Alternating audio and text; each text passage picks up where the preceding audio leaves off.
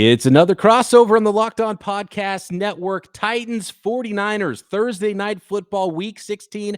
Short rest. Who's even going to be available for these teams that are both fighting for a playoff spot in January of 2022? I think we're going to see both these teams, and we're going to see a lot of them Thursday night. Let's talk about it right now.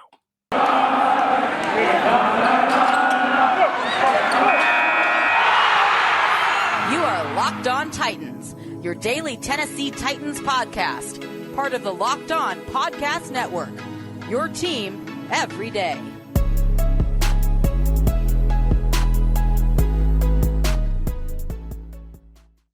Welcome in to another crossover Wednesday. That's right. We have to preview a Thursday night football matchup between the Tennessee Titans and the San Francisco 49ers. I am Tyler Rowland, host of Locked On Titans. We got Brian Peacock, one of the hosts of Locked On 49ers, going to get you ready to go for this matchup. Before we get into it, do want to let you guys know that this episode is sponsored by Stance Apparel. Stance believes that the perfect fit matters more than fitting in. Enjoy the color and comfort of a life less ordinary with Stance. Also want to thank you guys for making the Locked On Titans and Locked On 49ers podcast your first listen every single day. If this is your first ever listen to our shows, make sure you subscribe on whatever platform you do stream. You can find both the Locked On 49ers and Locked On Titans podcast on every platform and always free. Also follow me on Twitter at TicTacTitans. Follow Brian at BB Peacock. Let's kick this thing off. Brian, I'm going to ask you this question first. What is the injury status of some of the key 49ers? What's the health of the team looking like right now going into this late season matchup? Well, for a short week, Tyler, the 49ers are actually putting out a pretty short list of injuries right now, which is a very good sign for this team. They have a couple of key names on there, namely Nick Bosa and Elijah Mitchell that are on that list. Nick Bosa did leave the game for not very long, a couple snaps, and he had to kind of go into a concussion protocol last week. He got back onto the field and passed everything at the facility again after the game. So Nick Bosa looks like he's good to go. Elijah Mitchell's the one that's going to go all the way up to game time, it looks like, and he'll be the main running back that the Titans will see if he's available. And for the most part, Kyle Shanahan has not shied away from players who are game time decisions and might be a little banged up. If you're ready to go, if you put on a uniform, he will use you. And so this has happened before with Elijah Mitchell, and he goes out there and you think, oh, maybe he's going to share snaps. Nope, 27 carries, Elijah Mitchell. He's the best running back the Niners have going. So if he's ready to play, I assume he will play a lot. But it is a short week, and he wasn't ready to go last week. So we'll see. That probably goes up to game time. Jaquiski Tartt, strong safety for the 49ers, day-to-day with an ankle injury. Like Bosa, he left the game briefly last week, came back. So we'll see if that gets worse on him. He might not play, but he's going to be probably a game-time decision. And his backup at strong safety, the rookie from USC, Talanoa Hufanga, who's been a nice player for the 49ers. He's also got a sprained knee and is probably a little bit less likely than Tartt is to play. So the 49ers could potentially be down to their third strong safety, which would be Tavon Wilson in that case. So that's what they're looking like with the injury report. One really key player, Emmanuel Mosley, cornerback, is still out, and the 49ers don't expect to get him back maybe the last week of the regular season and hopefully for the playoffs if they do make it into the playoffs, which looks pretty good for them right now. But that's a much shorter injury report than the 49ers had this time last year. So I guess that's good news going into a short week. But travel is always rough on these Thursday games, so it's going to be an interesting one. Yeah, no, and I agree. And one thing that people don't think about, not only is it a short week, but some of that time, when you're talking about a week as short as Thursday night football presents for teams, and then you have to travel from the West Coast all the way over to the east side of the country, that is valuable time getting on the plane, being on the plane, getting off the plane, on the bus to the hotel. All that's valuable time that, teams would typically spend preparing or nursing their injuries, rehabbing, all that stuff. So that matters a lot too. And it's funny that you mentioned that the 49ers are kind of in a better spot injury-wise than they've been in quite some time. The Titans are in a similar spot. While the injury list is still very long, the Titans have had a historic number of injuries this year. So right now, just having the people that they have on the injury list, it's 1, 2, 3, 4, 5, 6, 7, 8, 9 people. That's about the smallest injury list that they've had, an injury report that they've had all season. You talked about some injuries in the secondary, at cornerback, and at safety. Well, that kind of goes perfectly with the injuries that the Titans are watching the most, and that's at wide receiver, because Titans star wide receiver A.J. Brown, who's been on IR for a month, he was designated to return on Monday. So he got back to practice, and he's practiced in full. And it looks like, although I'm a bit hesitant about playing AJ without a full week of practice, it looks like he's going to be ready to go. And I don't think that Julio Jones is going to be ready to go because he hasn't played, coming off another hamstring injury, evergreen. Another injury for Julio Jones to that hamstring that has to basically be falling off the bone at this point. So the Titans will probably be with A.J. Brown, will be without Julio Jones, but outside of that, Titans starting left tackle Taylor Lewan hasn't practiced 2 days in a row with a back injury, but I have a feeling that he's going to play in that game. The Titans will probably be without their starting inside linebacker David Long, but with the addition of Zach Cunningham and then normal starting inside linebacker Rashaan Evans coming back 2 weeks ago and playing some good football recently, the Titans are probably good to go at inside linebacker with a trio of Jayon Brown, Zach Cunningham, and Rashaan Evans. So generally speaking, the Titans are in a pretty good spot if they do get A.J. Brown back. If he doesn't come back and they decide to wait until next week for him, then it's going to be really tough sledding for the Titans. But with A.J. Brown back, they definitely have a chance to be healthy enough to compete in this game. So that's where things kind of stand. From the Titans side of things, we're going to continue breaking down the game, talk about some positions to watch, some matchups to watch maybe, get a little bit more acquainted with each team as well from either side of the spectrum. Or these are two teams that don't get to play each other very often. Before we continue the conversation, though, I do want to tell you guys about On Location. Super Bowl 56 is at SoFi, and it's less than 100 days away.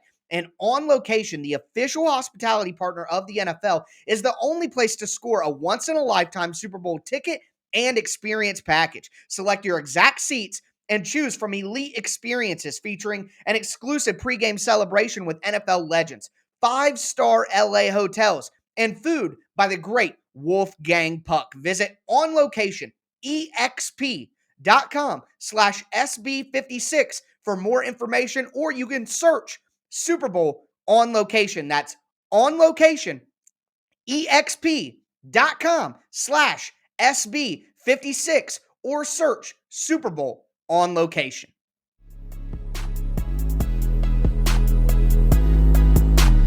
All right, crossover 49ers Titans style Thursday night football. Doing it early for you guys. It's actually to pull the curtain back a little bit. It's Tuesday evening as we record this podcast, so there might be some late news breaking with who's going to be available on a short week and stuff like that. But look, it's the holidays, and we're breaking this thing down, and we're getting it done early so we can get it out to you guys on YouTube and on your favorite audio platforms here. I did not like one thing you said a little bit earlier, Tyler, and that was that A.J. Brown might play in this football game, because I was watching the Titans in recent weeks thinking, okay, we're hitting the Titans at the perfect time. If you're the 49ers and you're looking for a good matchup, no Derrick Henry, no Julio Jones, no A.J. Brown. It's been a very different team without those guys. And I was looking at some numbers earlier, and the first half of the season, the Titans offense was scoring something like 28.5 points per game, and it's all the way down to 19-something points per game.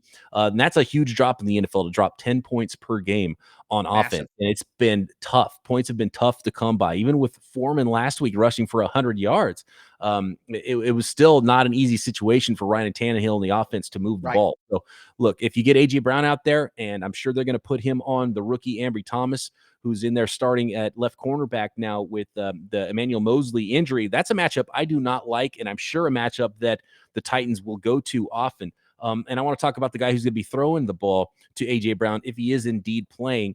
How has Ryan Tannehill looked, and has it been as tough as it looked from the outside for him to sort of put the team on his back, lacking all these weapons? And it sounds like he's maybe taken some heat, and maybe some unwarranted heat, trying to do it all by himself, leading that Titans offense. Well, I think the conversation around Ryan Tannehill has been incredibly toxic within the Titans community over the last few weeks, and losing will do that. But I think that there are certain realities that are bigger than just Ryan Tannehill, realities about the NFL. And the reality of the situation is, as you guys in San Francisco know very well, there are about 5 elite quarterbacks in the NFL that are going to be able to carry an offense for a couple of weeks without their studs, the Pat Mahomes, the Tom Brady's, the Aaron Rodgers of the world. And even Tom Brady, we saw in his last game, he lost his top running back and his 2 top wide receivers, and they didn't score a point. A little more Okay. difficult. So that's the best quarterback of all time.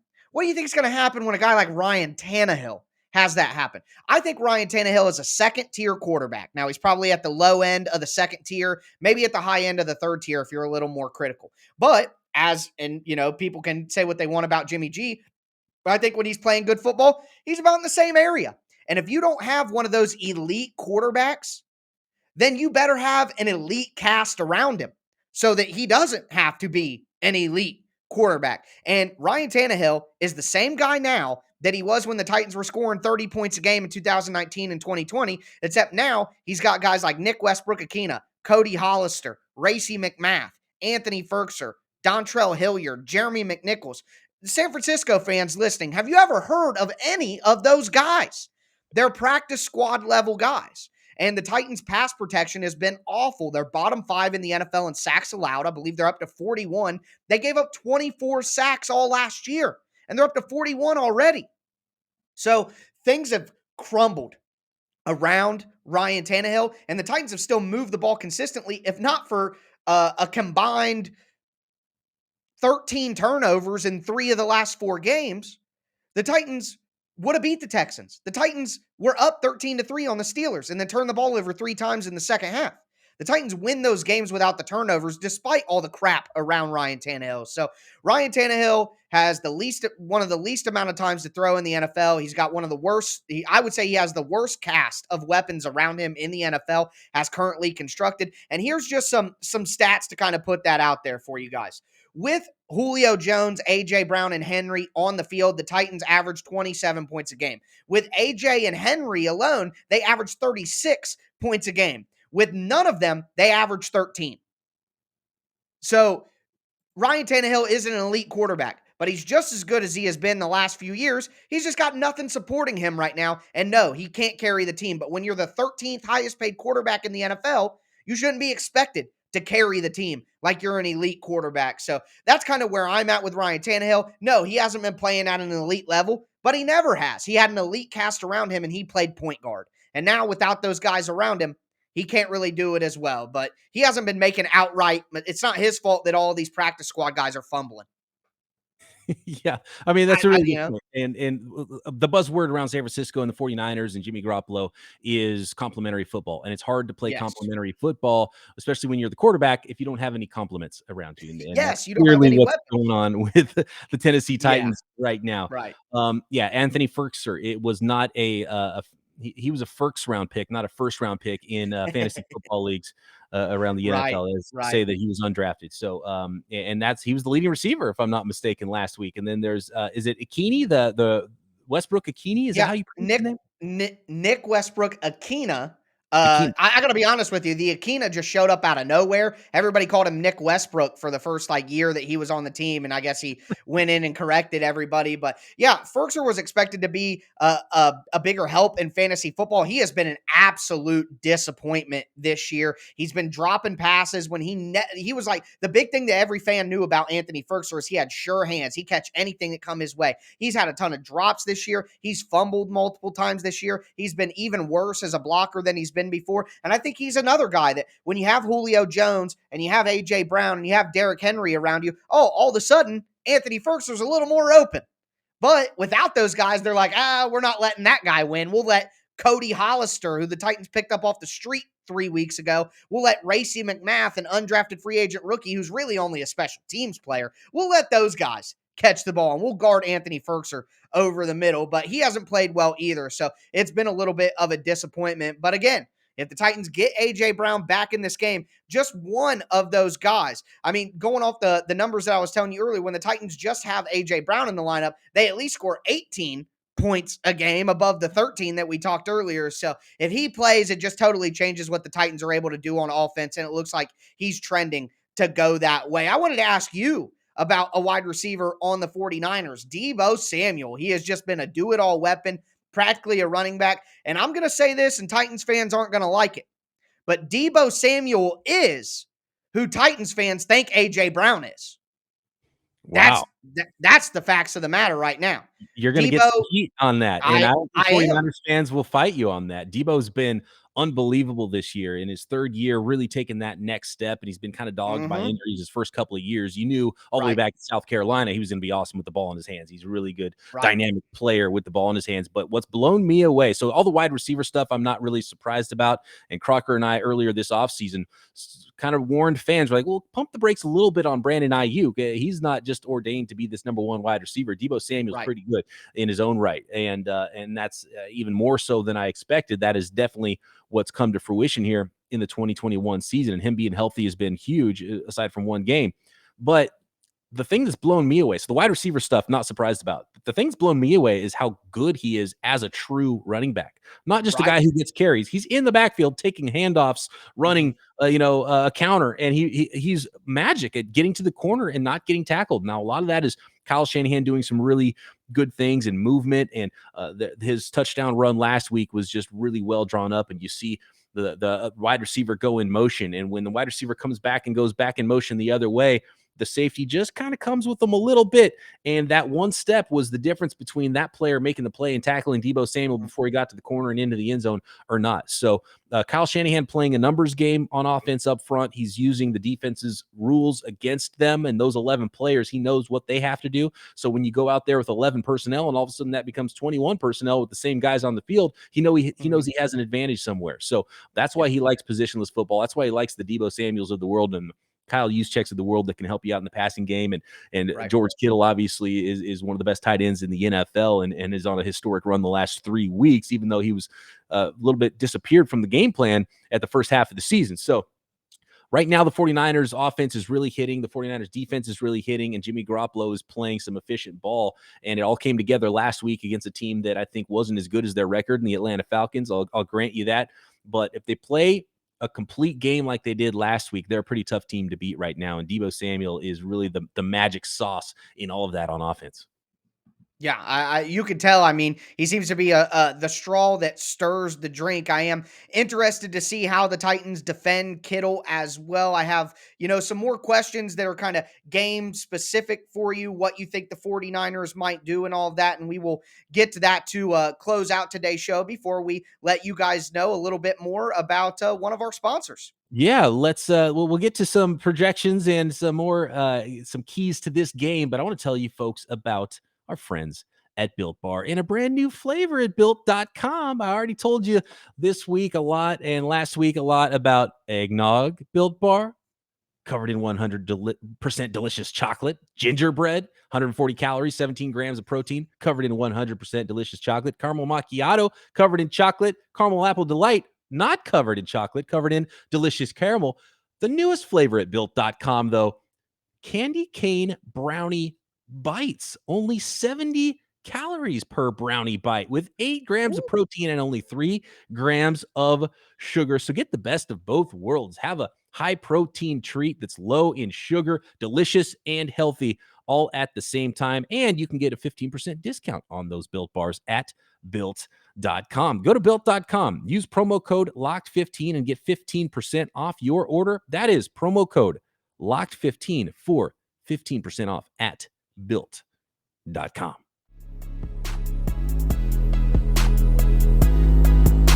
All right. I think I have a good feeling, Tyler, in this football game, how things are going to go when the Titans are on offense and the 49ers are on defense.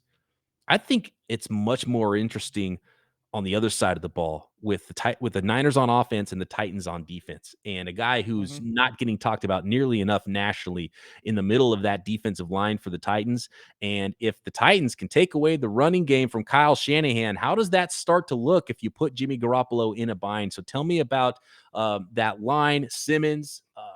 I really liked Harold Landry coming out of college. He's having Yep. a career season for himself right now. Future Mhm. 49er, probably they'll sign him in the offseason. Sorry, Titans No, fan. you can't Um, have him. that should have been that should have been the move the Niners made when they traded up for Dante Pettis. They should have gone 2 picks higher Yeah. and gotten Harold Landry. I don't know what the hell they were thinking. They needed an edge Yep. player. He fell all the way there in the second round. But anyway, yeah. Tell me about that run defense and how you think the Titans will defend those 49ers. Well, The Titans had a couple things happen in recent weeks that really has taken their run defense to another level. So the Titans have allowed 43 rushing yards in the last 2 weeks. And the big things that happened here was linebacker Rashaan Evans, Rashaan Evans is probably not going to be a Titan next year. They're going to let him go. They didn't pick up his 5th-year option, which is fine. He's an early down linebacker, but he's pretty decent early down linebacker. He's real aggressive, will shoot the gap, play with physicality. And not only did they get Rashaan Evans back after having him injured for a month or so, they signed Zach Cunningham off waivers from the Texans, last year's leading tackler. So when you have a defensive line with Danico Autry, Jeffrey Simmons, Bud Dupree, who just came back from IR last week against the Steelers, Harold Landry, even their rotational guy, an interior nose tackle, an undrafted free agent, Naquan Jones, has been fantastic in recent weeks. I do a ton of film work and a ton of film study on Twitter. If you're a 49ers fan, you want to see what you're up against, go to my Twitter account, check those out. Jeffrey Simmons, though, is the star. And he bench presses people on the weekly. You should see the hit he put on Pat Freiermuth this week. Unreal, the physicality and aggression and athleticism that he plays with at 6'5", 300 plus.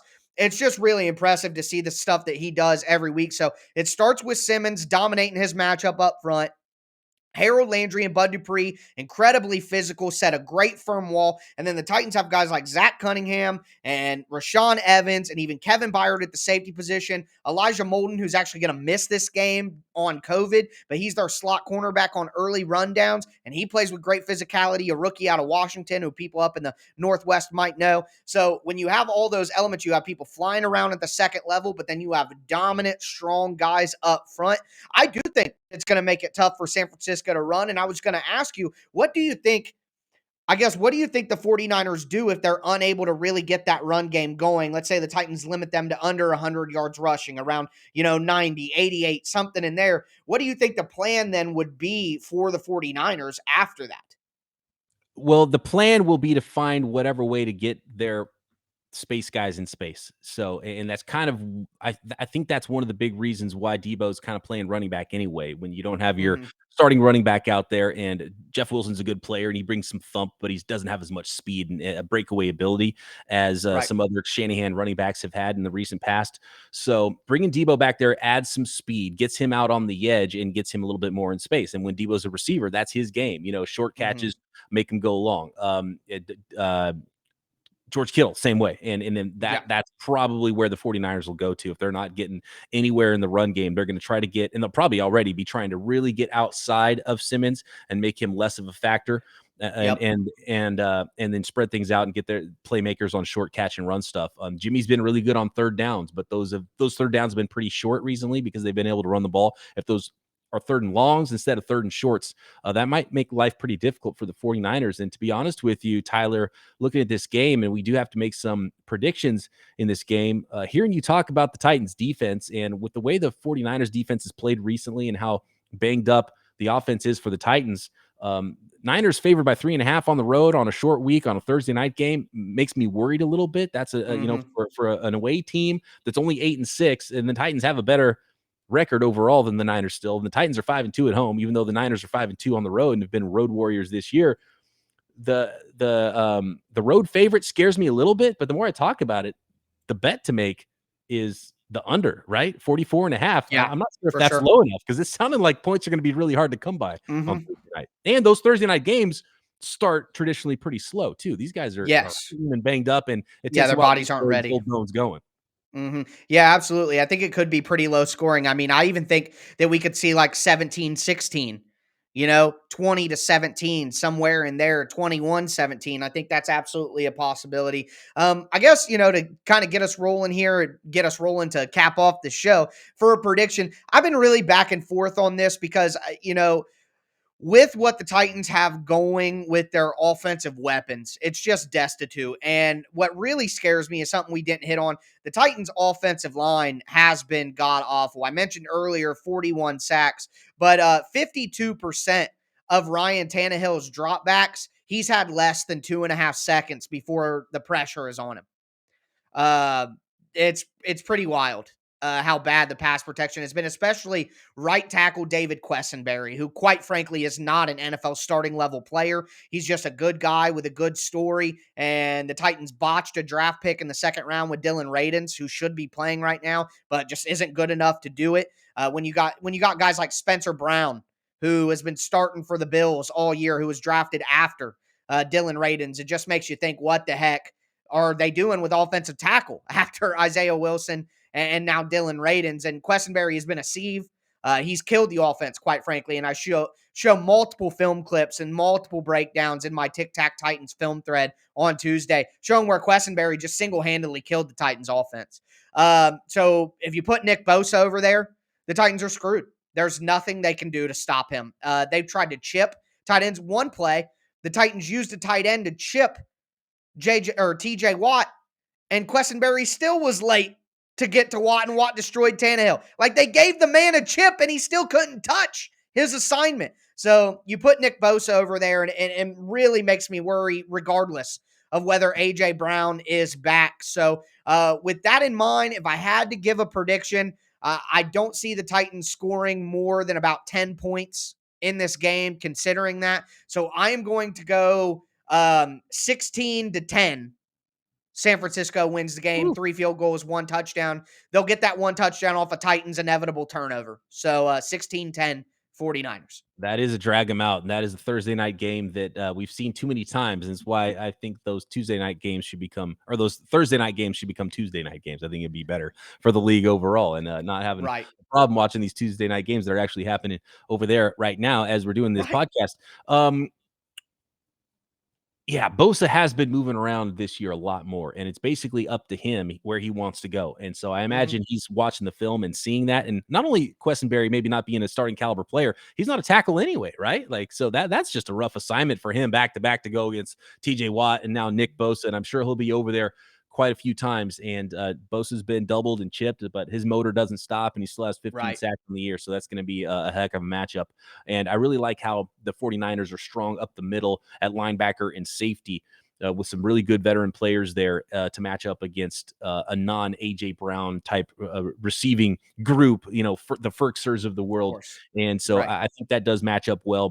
My only worry is A.J. Brown if he does play on the rookie Ambry Thomas, and even on the veteran on the other side, Josh Norman, who's Oh, maybe more yeah. A.J. seasoned Brown than should Ambry toast Thomas. Josh Norman. Right. Yeah, So that's the absolutely. one matchup that worries me. So I think I'm going to go a little bit higher on my prediction, but I have the 49ers winning this one as well. And I'm going to go 24-17 Niners. So reluctantly, I'm going to go with the 49ers and give up those 3.5 points if we're betting on this thing. But man, I think the under's a stronger bet than the over here, and it's going to be a Yeah. knockdown drag out fight. Two teams that want to play things the same way. Before we go, Tyler, I just want to say, I believe that Derrick Henry got hosed in MVP voting last year, and I think it's a shame that it's a quarterback award because Derrick Henry probably deserves it, and I think this year we're seeing why he deserved to be the MVP last year. Yeah, and a lot, obviously I had a strong take on that earlier this week, saying, it's asinine to have Jonathan Taylor in the MVP conversation when Derrick Henry didn't get a single vote. He went for over 2,000 yards. It's only happened 8 times in NFL history. The Titans were 11-5. They won their division. They got a home playoff game. Derrick Henry went for like 250 yards in the last game of the season when the Titans were in a tough battle with the Texans. It's just absolutely insane that Derrick Henry didn't even get, I'm not saying he has to win, but he didn't even get a vote. So for the national media to be driving this Jonathan Taylor narrative that he deserves to be MVP, the Bill Simmons podcast, Kenny Mayne is out here, Trey Wingo's out here. All these people are talking about Jonathan Taylor's MVP case. Where were these people when Derrick Henry went for 2,000? Derrick Henry had one less game and has been more productive yards-wise than Jonathan Taylor was in the same spot right now. And the Colts aren't even leading their division. They may get a wild card spot. So how in the world does that make any sense? Now, the reality here is it's not Jonathan Taylor's fault. Jonathan Taylor does deserve to be in the MVP conversation and does deserve to get votes and maybe win. But the real point is Derrick Henry should have won MVP last year. And it's just ridiculous that he didn't. And not even to get a vote, it makes it's absurd. It's absurd. Yeah, I knew that was gonna get you fired up too. Sorry for, we're getting up your blood pressure here on It's this been that crossover. kind of week. And hopefully, yeah, I mean, look, and hopefully your blood pressure makes it through Thursday if the game goes the way we Woozah. both think it could go on Thursday night with the 49ers at the Mhm. Tennessee Titans. Hopefully, we don't have a bunch of COVID cases popping up or anything like that Let's in hope. this game. Right now, we're looking okay on that front. So it's going to be fun. Tyler, always a pleasure chatting with you. I appreciate you jumping on with me and doing this crossover podcast. To all the listeners out there, thanks for making Locked On 49ers and Locked On Titans your first listen every single day. I've got another podcast on the network if you want NFL wide coverage, the Peacock and Williamson NFL My shows. favorite ad read, baby. I love the Peacock and There you go. Williamson ad read. And now you guys get to hear the sultry, smooth Mm, voice of Brian Peacock yeah. himself. So you can't miss the Peacock and Williamson podcast. Absolutely. Or if betting's your thing, go listen to Q and Lee Sterling, and they're doing a Mhm. good job over there at Locked On Bets as well for your second listen right here on the Locked On Podcast Network. For Tyler Rowan at Tic Tac Titans, for Brian Peacock at BD Peacock, appreciate you joining us on this very special Week 16 Thursday Night Football Locked On Podcast Network crossover episode.